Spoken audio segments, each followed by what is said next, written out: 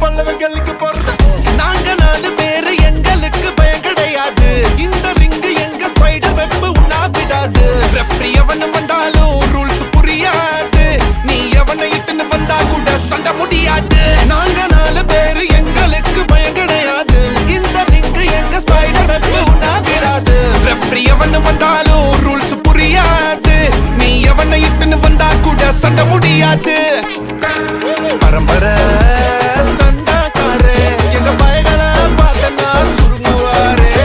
பயங்கர கேசு எல்லாம் எங்க லாயரு தூசியா ஊதுவாரே.